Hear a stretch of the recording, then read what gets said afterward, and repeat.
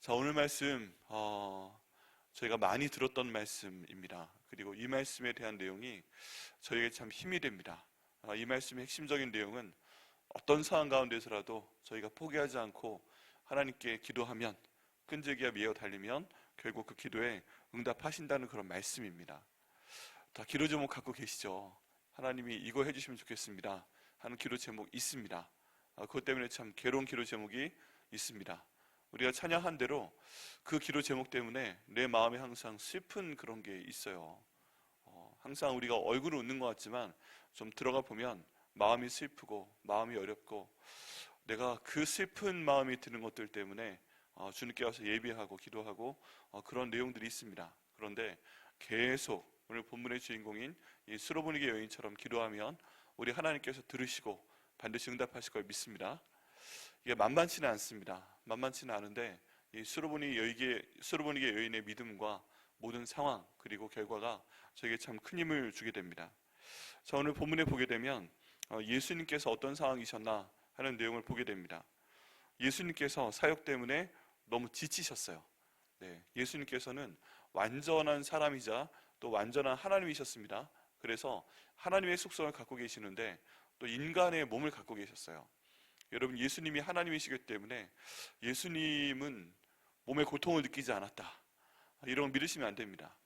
하나님이시니까 예수님은 맞아도 안 아프고 못이 몸에 들어가도 안 아프고, 예수님 굶어도 지치지 않고, 예수님 잠도 자지 않아도 피곤하지 않고 뭐 이런 건 절대 아닙니다. 예수님은 저희가 똑같은 인간의 몸을 지니고 계신 분이셨습니다. 사람들하고 얘기를 하게 되면 그 마음이 상할 때는, 마음이 힘들 때는 몸도 또 힘든 경우 있어요. 저희도 그렇잖아요. 마음이 힘들면 몸도 힘들어집니다. 또 마음이 기쁘면 몸도 또 회복이 되는 그런 게 있습니다. 근데 계속된 사역 가운데 예수님께서 너무 힘드신 그런 상황이신 겁니다. 그래서 사람들이 안 오는 곳으로 가시기를 원했어요. 사람들이 이제 예수님을 너무 잘 알고 또 예수님 너무 유명해지고 예수님 말씀 듣고 싶어 하고, 예수님께 기도받으면 사람들이 치료가 되고 또 귀신이 쫓겨나가고 이런 소문이 너무 돌다 보니까 항상 요즘의 어떤 팬클럽처럼 예수님 따라다니는 사람들의 그룹이 있었습니다. 얼마나 힘드셨는지, 적어도 배고픈 사람이라도 예수님께 가면 무슨 일이 일어나요?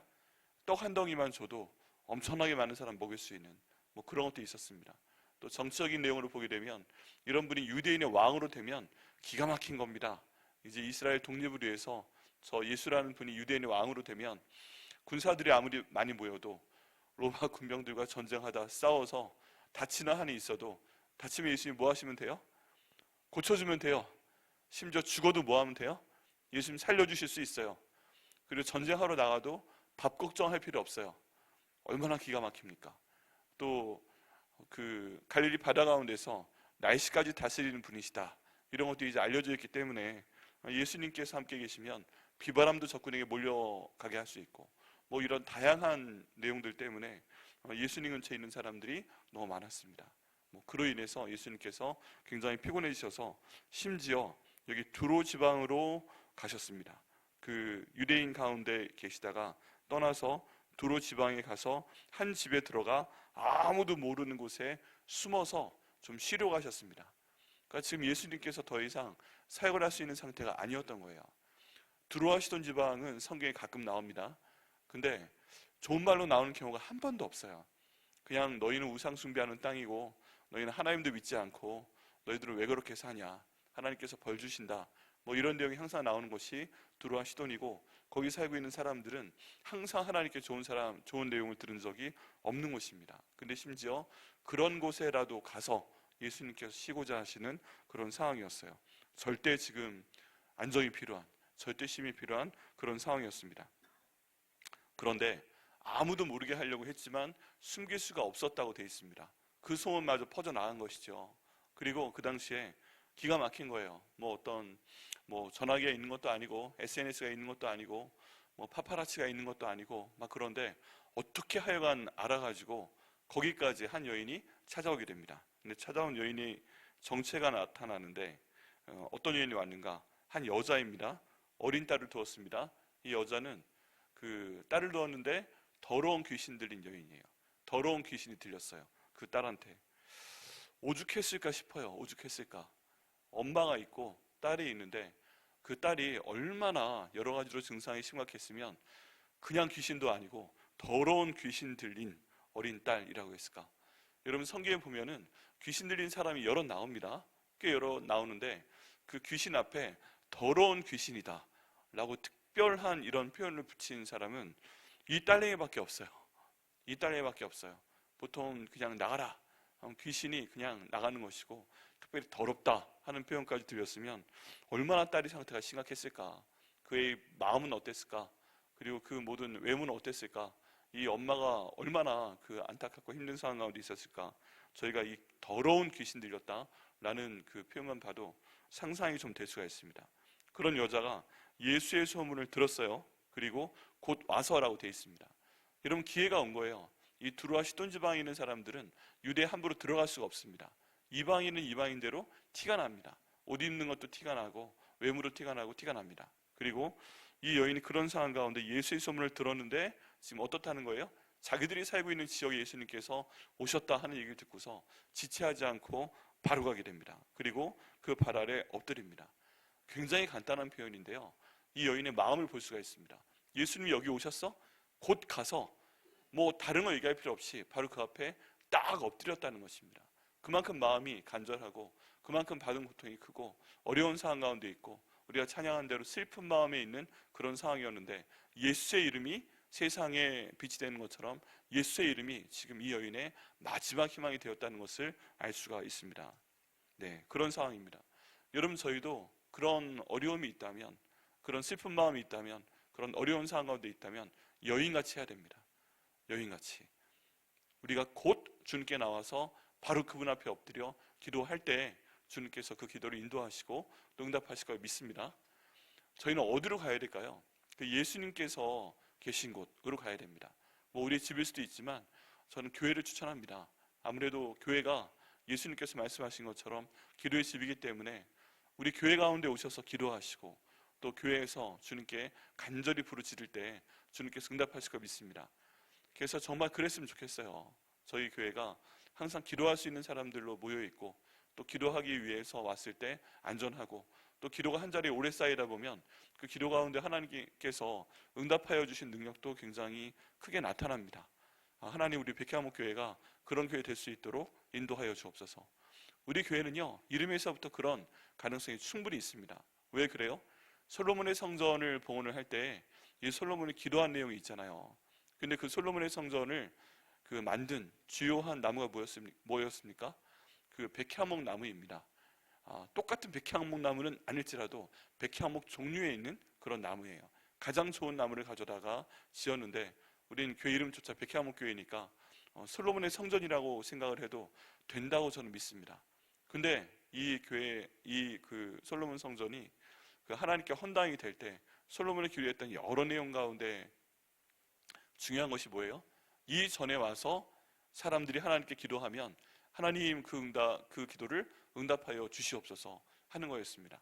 심지어 그 근처에 살지 못해서 솔로몬 성전에 찾아와서 기도하지 못하는 상황 가운데 있는 사람이라 할지라도 이 솔로몬 성전 쪽을 향하여서 하나님 아버지 하고서 부르짖어 기도하고 나오게 되면 하나님께서 그 기도에 응답하여 주옵소서 라고 솔로몬이 기도하는 것을 보게 됩니다.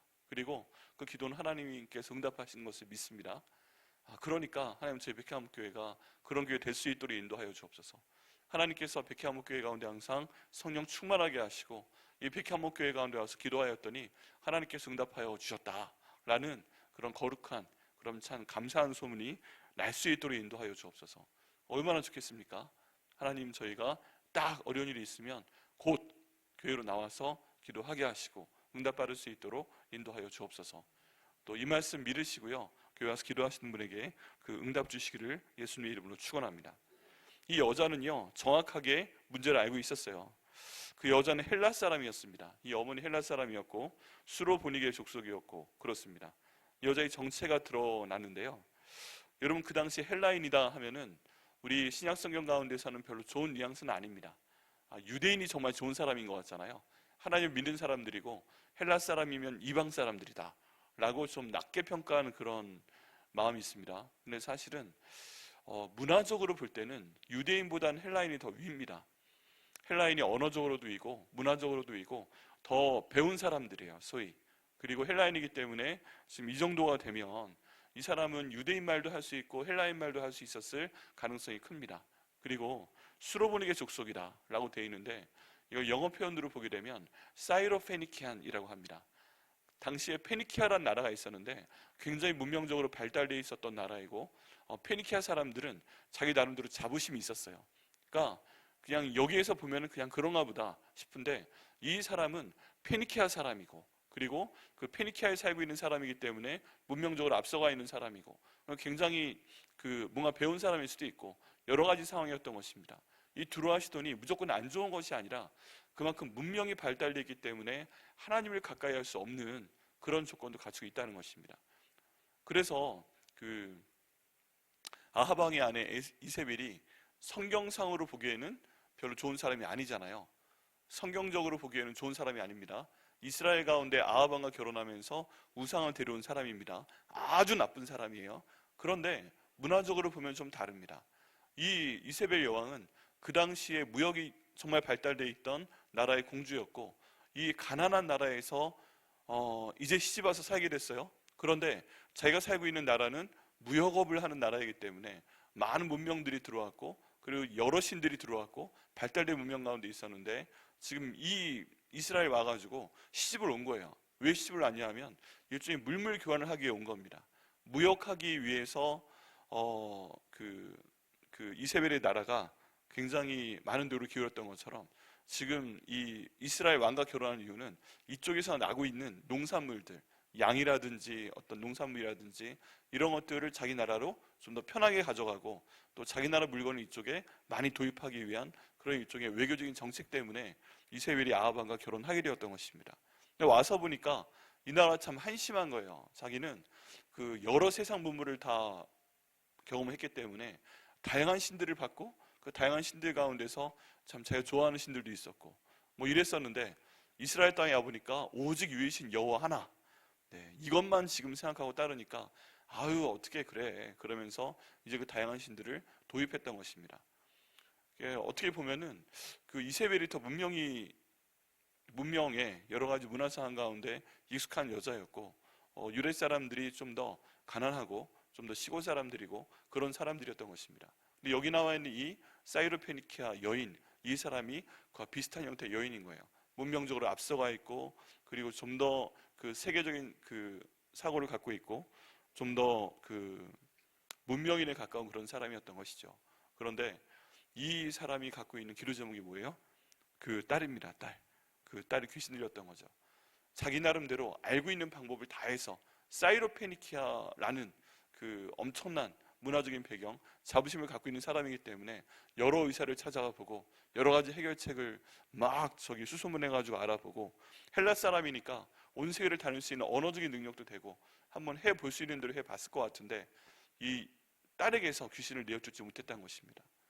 여러분, 어떤 의미에서 보면 이게 요즘에 우리하고 비슷해요. 요즘 우리하고 비슷해요. 세상에서 보기에는 그 예수님의 이름만 믿는 것이 얼마나 그 단순해 보입니까? 어떻게 보면 얼마나 어리석어 보입니까? 그렇지 않으세요? 그 예수님의 이름을 믿어야 된다. 우리 찬양한 것처럼 예수의 이름이 세상의 소망이라고 우리가 밖에 나가 말하면 사람들이 뭐라고 합니까? 가끔은 미친 사람 취급도 받지 않으세요? 정말 말씀해 보신 분은 예수의 이름이면 된다고 그러면 저게 무슨 소리 하는 거야? 가끔 이상한 눈으로 보는 경우가 있습니다. 그래가지고 미국에서는 주류교단이라고 하는 뭐 장로교, 감리교 그런 데 있는데, 거기에 가서 오직 우리가 구원받는 것은 예수의 이름으로만 구원받는 것이라고 그러면 아직도 이런 사람이 있네 하고 말하면서 봅니다. 되게 신기하죠. 그쪽 교단에 있는 목사님들도, 그리고 그쪽에 교단에 있는 성도님들도 오직 예수의 이름으로 구원받는 겁니다 라고 얘기하면 아직도 이런 사람이네, 진짜 무식하다라고 합니다. 예수의 이름, 예수의 피, 오직 그것만이 세상의 소망입니다. 성경에 있는 얘기가 이게 진짜입니다라고 얘기하면 하면서 근본주의자, 보수주의자, 아직도 이런 무식한 사람이 있네. 당신은 동성애 믿는 사람도 지금도 막 돌로 던져낸다고 생각하죠? 얘기 못하겠네 하고서 아예 얘기를 안 합니다. 우리는 당연하다고 믿는 것이 세상 가운데는 그렇지 않습니다. 세상 가운데는 그렇지 않아요. 그러다 보니까 점점 좀 더 많은 책을 읽고 있다, 유식하다, 이런 사람들은요 성경과 반대되는 것을 믿고 따라갑니다. 여러분, 한국 가운데서도요 한 20, 30년 전에도 한국의 시내에 있는 인류대학교 뭐 이런 데 가서 얘기하게 되면 동성애 같은 것들을 만약에 성경적인 관점에서 부인하게 되면 무식하다는 소리 들었습니다. 그쪽에 있는 신학교 교수님들한테. 굉장히 황당한 상황이었죠. 그런데 이런 상황 가운데서 저희가 세상적으로 믿는 대로 문화적인 흐름을 따라서 저희가 나아갈 때 그게 좋다고 막 할 때 막상 저희가 기도해 보면 그게 저희한테 유익이 없습니다.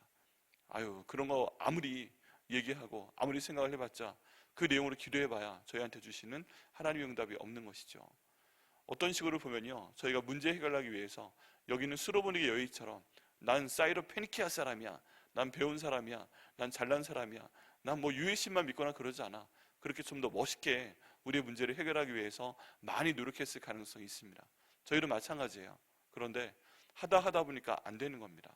내가 갖고 있는 자랑거리, 내가 갖고 있는 뭔가 뭐 좋아 보이는 거, 좀 더 다른 사람들이 보기에 좀 더 많이 배운 것 같은 거, 좀 더 많이 가진 것 같은 거, 좀 더 세계를 많이 경험해 본 것 같은 거, 이런 모든 것들이 다 있는데 결국 영혼의 문제에 대해서는 우리 삶 가운데 주인이 누군가 하는 문제로 들어가게 되면 내가 알고 있는 것이 아무 소용이 없다는 얘기입니다.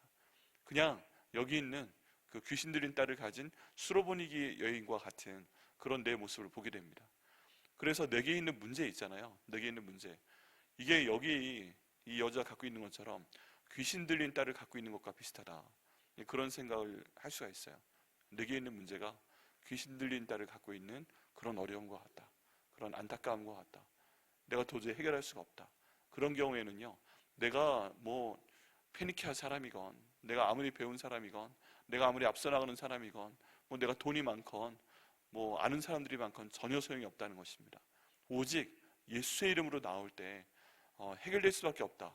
이게 마지막 희망이고요, 이게 유일한 희망이고요. 그렇게 해서 예수님께 나왔을 때만 이 여인이 기도응답을 받은 것처럼 저희로 똑같이 될 것을 믿습니다. 그러면서 이 여인이 나옵니다. 예수님께 곧 와서 엎드려서 절하며 자기 아이 고쳐주시기를 간구하고 있습니다. 근데 지금 이 귀신 들린 어린아이가 딸이 따라왔어요, 안 따라왔어요? 안 따라왔어요. 자기 혼자 온 거예요. 자기 혼자 올 수밖에 없었던 이유는 뭐다? 데리고 다닐 수가 없는 거죠. 그만큼 힘든 상황이고 딸이 어떤 상황 가운데 있는지 모르는 겁니다. 그 당시에 정신병인지 뭔지 모르겠지만 데리고 나올 수 없는 그런 상황이었던 것이죠. 자, 그런데 예수님께 혼자 와서 그 자기 딸에게서 귀신 내어 쫓아주시기를 간구합니다. 여러분, 이 어머니의 마음이 얼마나 비참하겠어요. 자기의 문제도 아니고 자기 딸의 문제이고 그 이유는 모르는 것입니다. 원인을 제대로 몰라요. 근데 어쨌든 지금 이 여자의 인생 가운데서 가장 중요한 기도 제목은 귀신 들린 딸에게서 귀신이 나가는 것이었습니다. 예수님께 간구하는데 예수님께 나오면 예수님께서 선선하게 받아주실 줄 알았어요. 근데 예수님께서 박대하십니다. 뜻밖의 말씀하십니다. 예수께서 이르시되 자녀를 먼저 배불리 먹게 할지니 자녀의 떡을 취하여 개들에게 던짐이 마땅치 아니하니라. 엄청난 말씀을 하십니다. 이게 무슨 말씀이야? 이렇게까지 와서 내가 무릎을 꿇고 지금 내 딸을 좀 고쳐달라고 얘기하면 당장 귀신을 내어 쫓아줘야 될 것 같은데, 예수님한테는요 기도를 들어주실 권리도 있지만 안 들어주실 권리도 있습니다. 믿으십니까? 병 고쳐주고 아니고는 예수님 마음이에요. 뭐 데려왔다고 꼭 다 고쳐줄 필요 있어요? 솔직히 예수님 마음입니다. 왜 이 말씀을 하셨는가?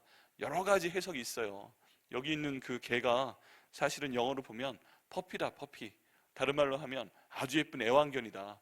그래서 이 여인을 싫어한 게 아니라 그냥 애완견처럼 보고 있는 것이고, 정말 자녀들을 먼저 주고 애완견은 다음이다. 뭐 여러 가지 해석이 많이 있습니다. 팀 켈러 목사님이 하셨던 해석이고 뭐 여러 가지 해석이 있는데, 그런 거 다 제껴놓고서라도 병을 고쳐주고 말고는 누구 마음이에요?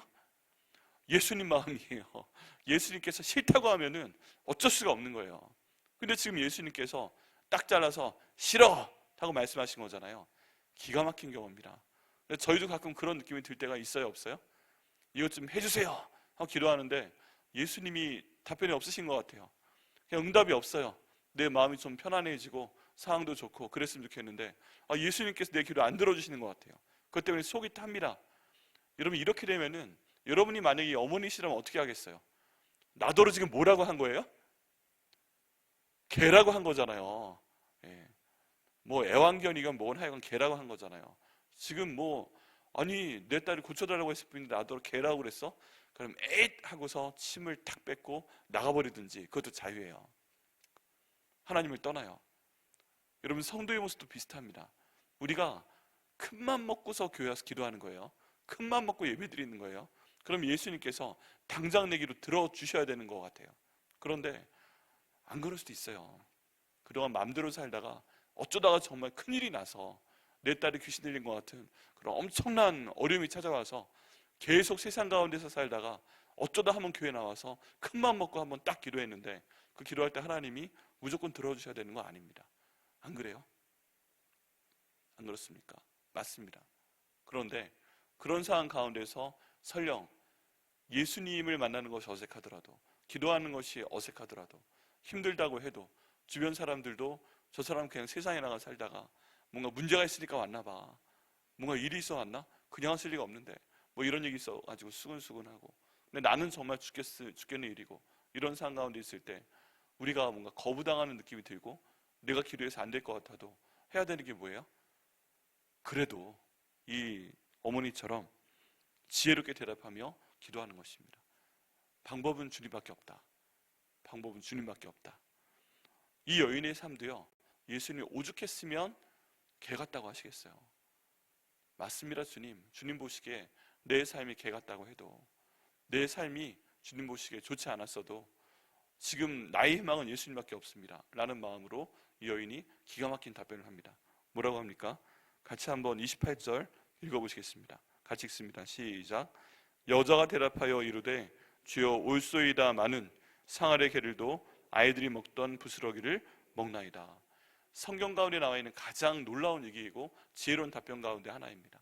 내가 하나님께 갔을 때 그래 우리 딸 왔어, 우리 아들 왔어 하고 대해주시는 게 아니라 이렇게 박대하시고 내어쳐도 아유 그래도 하나님, 나는 하나님밖에 없습니다. 그래도 예수님밖에 없습니다. 성령 하나님 의지해서 기도하는 것밖에 없습니다. 다른 방법이 아무것도 없네요 하고 딱 달라붙어서 조금이라도 은혜를 주십시오. 그냥 온전히 음식 주고 막 이거 바라지 않을 테니까 부스러기 같은 은혜라도 내게 주옵소서 하고 떠나지 않고 막 화내지 않고 딱 가서 기도할 때 예수님께서 응답하시는 내용도 기가 막힙니다. 29절에 예수께서 이르시되 이 말을 하였으니 돌아가라. 귀신이 내 딸에게서 나갔느니라 하시매 여자가 집에 돌아가 본즉 아이가 침상에 누웠고 귀신이 나갔더라 라고 말씀하고 있습니다.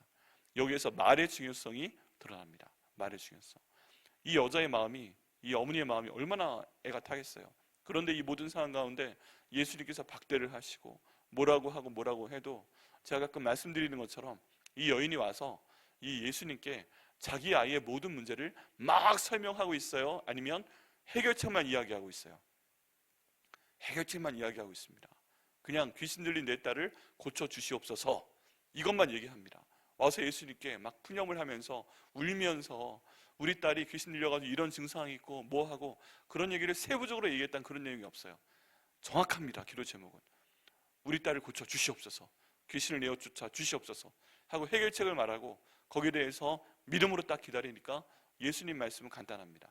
내가 그렇게 정확하게 해결책을 알고 있고 내가 이렇게 지혜롭게 말을 하면서 나밖에 없다, 예수님밖에 없다 하고 딱 붙들었으니까 이 말을 하였으니, 해결책을 위한 말을 하였으니, 내가 긍정적인 말을 하였으니, 원망하지 아니하였으니 내 기도가 응답될 것이다 라고 말씀하시고 응답해 주시는 걸 보게 됩니다. 여러분, 저희가 모든 상황 가운데서 말이 중요합니다. 우리의 마음이 아무리 복잡하고 우리의 마음이 아무리 괴롭고 막 그래도요, 그 입 밖에 낼 필요가 없습니다. 우리의 마음을 아시는 하나님께서 정말 중요하게 생각하시는 것은 뭐다? 어떤 말을 하고 있는가 하는 것입니다. 어떤 말을 하고 있는가. 그래서요, 힘들더라도 괴롭더라도 부정적인 말씀하지 마시고 그 입으로 말을 할 때는 해결책을 얘기하고 이렇게 해주실 거라고 선포하고, 그리고 또 지혜롭게 하나님 마음을 감동시키는 말을 할 때 주님께서 응답하실 걸 믿습니다. 정말 그대로 됩니다. 내 자녀들에 대해서도 여러 가지 욕이 있는데 그 말을 하게 되면 정말 그렇게 애들이 되고요, 아무리 힘들어도 내 자녀에 대해서 복된 말을 선포하면 성령이 우리 안에 계시기 때문에, 우리는 예수님 말씀에 따르면 성령이 우리 마음에 계시기 때문에 우리도 신 같은 존재라고 얘기하고 있습니다.